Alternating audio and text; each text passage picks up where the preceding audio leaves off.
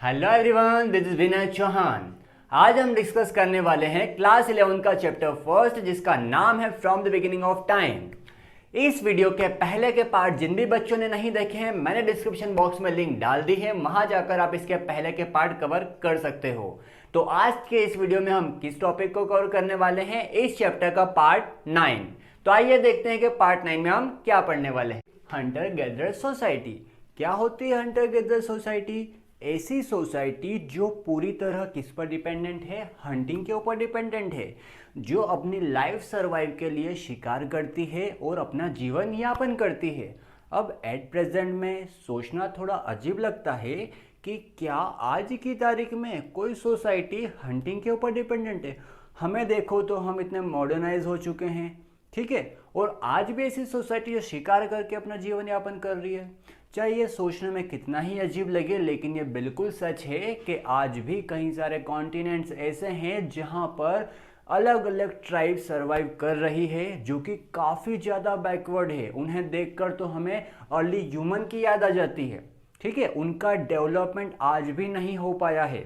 हम इतने मॉडर्न हो चुके हैं, लेकिन वो लोग आज भी हमसे कनेक्ट नहीं हो पाए हैं। तो उन्हें ही हम क्या कहते हैं? हंटर गैदरर सोसाइटीज कहते हैं। तो इसी के बारे में आज हम डिस्कस करने वाले हैं।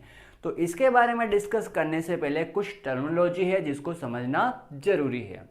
तो क्या होता है बेसिकली कि जब हम इकोसिस्टम के बारे में कोई स्टडी करते हैं तो उसको इकोलॉजी नाम दे देते हैं।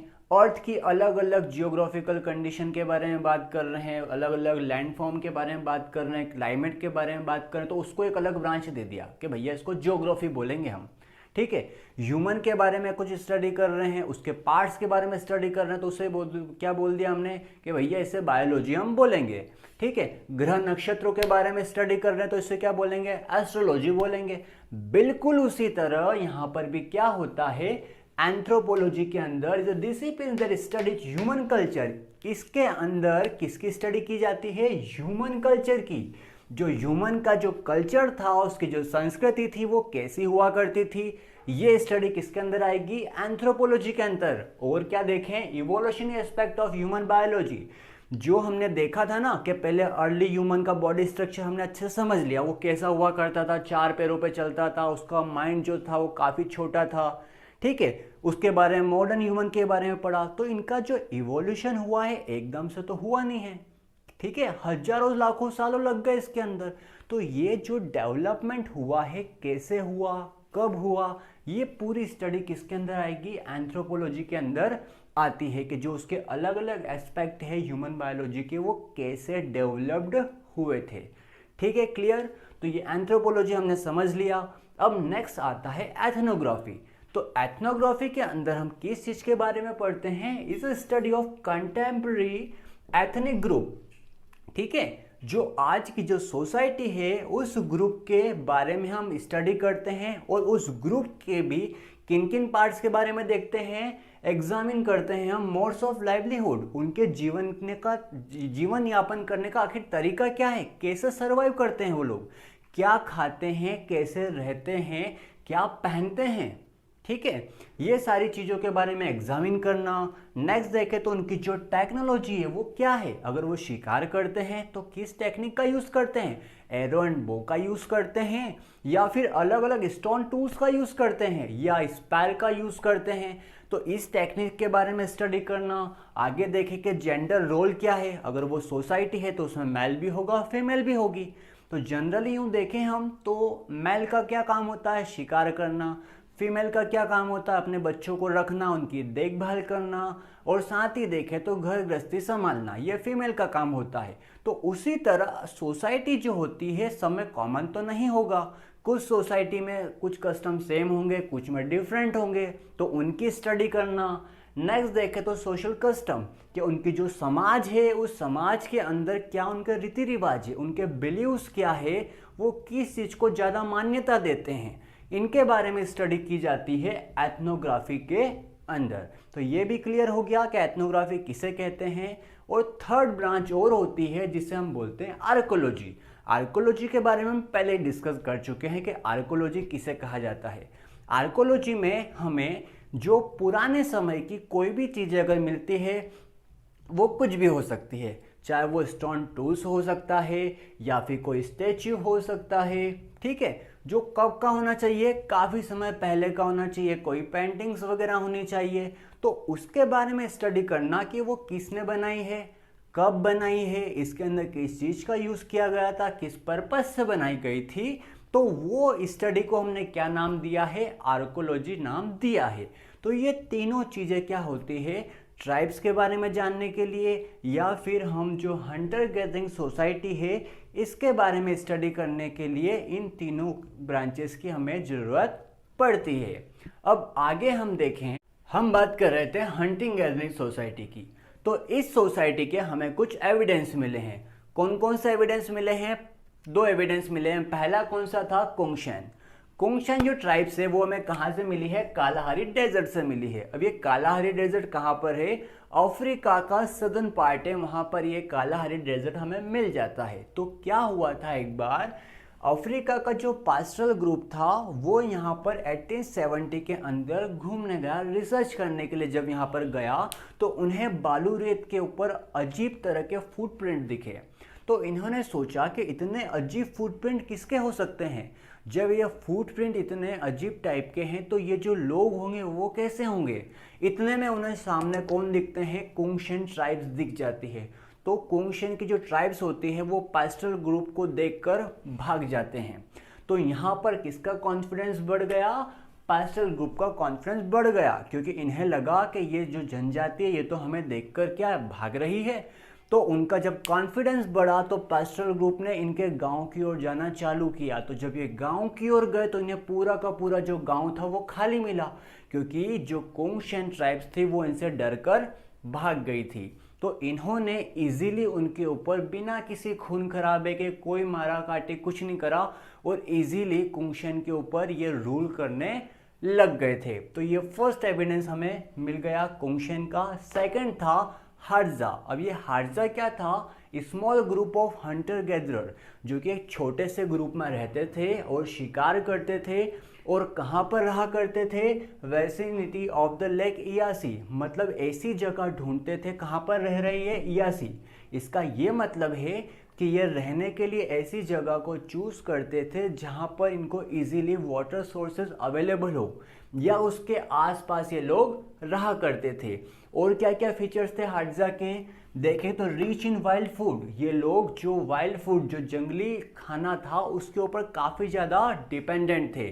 तो यहाँ पर काफ़ी ज़्यादा अबेंडेंट क्वांटिटी के अंदर इनको वाइल्ड फूड मिल जाता था।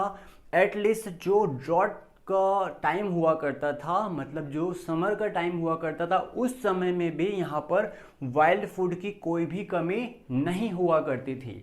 नेक्स्ट देखें तो all of this animals apart from the element are hunted eaten by the Hadza. ये कई सारे जानवरों को मारकर खाते थे, उनका मांस भी खाते थे, सिर्फ किसको छोड़ देते थे, एलिफेंट को नहीं खाते थे, और एलिफेंट को छोड़कर सभी जानवरों को खा जाते थे ये जो हाडजा के लोग थे। नेक्स्ट देखें तो the amount of meat that could be regular eaten with endangering the future. देखो यहाँ पर कितने समझदारी वाला काम कर रहे हैं ये शिकार भी कर रहे हैं और शिकार करने के बाद में इतना ही मांस का कंजप्शन कर रहे हैं जितना इनकी रिक्वायरमेंट है। ज़्यादा क्वांटिटी में मांस को कंजप्शन नहीं कर रहे हैं, ये फ्यूचर के लिए भी बचा कर रख रहे हैं, क्योंकि अगर ज़्यादा क्वांटिटी में इन्होंने कंजप्शन किया मीट का तो इन्हें ये इस चीज़ की फिक्र है कि कहीं हमने ज़्यादा किया तो हमारे फ्यूचर के लिए हमारे लिए मीट नहीं बच पाएगा, ठीक है। तो जितनी इनको रिक्वायरमेंट है इतना ही ये लोग शिकार किया करते थे। नेक्स्ट देखें तो वेजिटेबल फूड ऑलवेज अबेंडेंट, जैसा कि मैंने बताया कि हर एक सीजन में अबेंडेंट क्वांटिटी के अंदर इनको फूड अवेलेबल हो जाता था। ये वेजिटेबल्स भी काफ़ी ज़्यादा यूज़ किया करते थे। Campus are normally side with kilometre of water resources. ये क्या करते थे, जहाँ पर इनको पानी मिलता था उसी के कुछ किलोमीटर्स के एरिया में ये लोकेटेड होते थे, ठीक है। अगर कोई गर्मी का अगर टाइम हुआ करता था तो उस टाइम के अंदर क्या थे, ये जो अगर मान लो ये वाला क्या है कोई भी वाटर रिसोर्स है तो उसके आसपास ही ये क्या करते थे, अपने रहने के लिए जो भी इनका रेसिडेंस होता था वो बिल्कुल पानी के रिसोर्सेज के पास होता था। और जब कभी बारिश का टाइम होता था तो ये दूर दूर अपने घर वगैरह बना लिया करते थे। मोस्टली अगर देखा जाए तो इनके जो घर होते थे किसको प्रीफर करते थे, पहले के समय में ग्रासलैंड भी काफ़ी हुआ करती थी, लेकिन ये लोग ग्रासलैंड के ऊपर नहीं रहा करते थे, ग्राउंड में रहना इन्हें पसंद नहीं था। ये कहाँ पर रहते थे, ट्रीज़ के ऊपर रहते थे। उसी के साथ में जो रॉकी एरियाज है, जो चट्टानी इलाका हुआ करता है, उसके अंदर अपने घर बनाना पसंद किया करते थे ये लोग। नेक्स्ट देखें तो हार्जा विदाउट एनी रिस्ट्रिक्शन। इनकी जो सोसाइटी थी, जो हार्जा की, यहाँ पर के जो लोग थे उनके ऊपर कोई रिस्ट्रिक्शन नहीं था। यहाँ के लोग वहाँ जा सकते हैं, वहाँ के लोग यहाँ आ सकते हैं।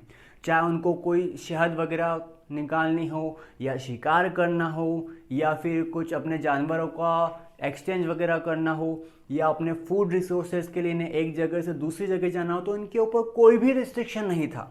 ठीक है, हार्जा की पूरी सोसाइटी फ्रीडम के साथ कहीं भी घूम सकती थी, वो फुली क्या थे, इंडिपेंडेंट थे।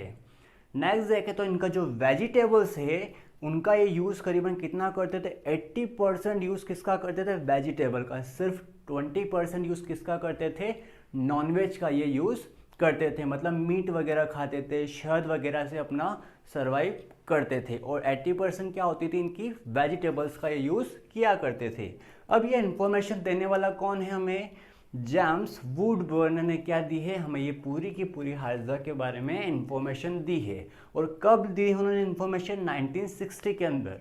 कौन थे ये, एंथ्रोपोलॉजिस्ट थे, जिन्होंने ये सारी की सारी हमें जानकारी दी है। अब एविडेंस के तौर पे हमने दो एग्जाम्पल तो देख लिए, एक तो कोंगशेन का और एक हार्जा का। उसके बाद भी यहाँ पर एक क्वेश्चन राइज होता है कि how we can relate from the present to the past, कि जो हंटर गैदरर सोसाइटी है जो आपको कुछ समय पहले मिली है, इससे प्रेजेंट से आप पास्ट को कैसे रिलेट कर सकते हो। ये क्वेश्चन क्यों आया, because currently there are two opposing views of this issue. ये जो मुद्दा चल रहा है, जो इश्यू है, इसके पीछे दो व्यू दिए गए हैं। वो क्या व्यू है, फर्स्ट बताता है, on one side a scholar who have directly applied specific data from present day hunter gathering society to interpret the archaeological remains to the past। एक स्कॉलर्स का ग्रुप क्या कहता है कि जो प्रेजेंट में हंटर गैदरर सोसाइटी जो मिली है, उसके जो फीचर्स है उसको किससे रिलेट करते हैं, जो अर्ली ह्यूमन था, जो पहले का जो आदि मानव था, जो प्राइमेट्स की जिससे हमने बात की थी, उससे आज की सोसाइटी को रिलेट करता है उन्हीं आर्कोलॉजिकल सोर्स के बेसिस पर। जैसे कि यहाँ पर उन्होंने एक एग्जांपल दिया है, होमिनिड साइट 2 मिलियन एगो नियर लेक तरकाना। जैसे कि हमने पहले देखा था कि होमिनिड जो रहता था वो कहाँ रहता था, 2 मिलियन ईयर एगो पहले कहाँ रहता था, नियर लेक तरकाना, मतलब झील के किनारे रहता था। कौन, होमिनिड। और अभी हमने देखा कोंगशेन और हार्जा दोनों भी कहाँ रहते थे, वाटर रिसोर्सेज के पास में, मतलब झील के पास में रह रहे हैं। इसी से उन्होंने रिलेट करा कि पहले का जो अर्ली ह्यूमन था वो भी कहाँ रहता था, नदी के पास में, झील के पास में। ठीक है, उसी तरह आज का जो सोसाइटी है, हंटर गैदरर सोसाइटी है, वो भी किसको फॉलो करती है, उसी अर्ली ह्यूमन को फॉलो करती है। तो उन्होंने इस चीज से उसको रिलेट कर दिया। ठीक है, फर्स्ट तो ये हो गया। सेकंड क्या है, on the other hand scholar feels that ethnographic data can not be used for understanding past society. दूसरा ग्रुप ये बोलता है स्कॉलर्स का कि जो एथनोग्राफिक डेटा आपको मिला है उससे आप पहले का जो अर्ली ह्यूमन है उसको रिलेट नहीं कर सकते हो। किससे, जो आज की सोसाइटी है उसको आप पहले से रिलेट नहीं कर सकते हो।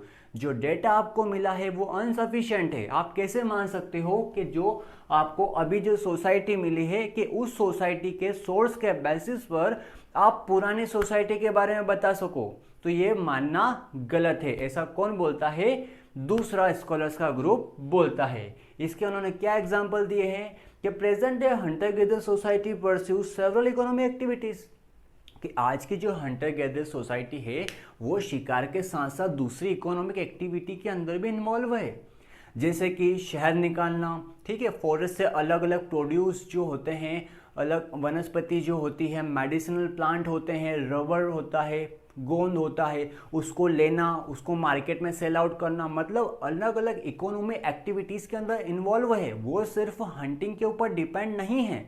तो अदर स्कॉलर ग्रुप यही बताना चाह रहा है कि आप पूरी तरीके से अभी की सोसाइटी को रिलेट नहीं कर सकते हो, क्योंकि पहले का अर्ली ह्यूमन तो सिर्फ किसके ऊपर डिपेंड था, हंटिंग के ऊपर। उसके बाद में देखें तो कंदमूल के ऊपर डिपेंड था, यही उसका क्या था, सरवाइव करने का एक मीडियम था। लेकिन आज की जो सोसाइटी है उसके जो इकोनॉमिक के जो मीडियम है वो क्या है, डिफरेंट है। इसी कारण से स्कॉलर्स को रिलेट करने से मना करते हैं। तो ये हमने आज पूरा क्या पढ़ लिया, इस टॉपिक के बारे में हमने देख लिया कि कैसे कैसे यहाँ पर जो अर्ली ह्यूमन था वो एट प्रेजेंट से हम पास्ट को रिलेट कर सकते हैं या नहीं कर सकते। तो इसके बारे में सेवरल कॉन्फ्लिक्ट हमें देखने को मिलते हैं।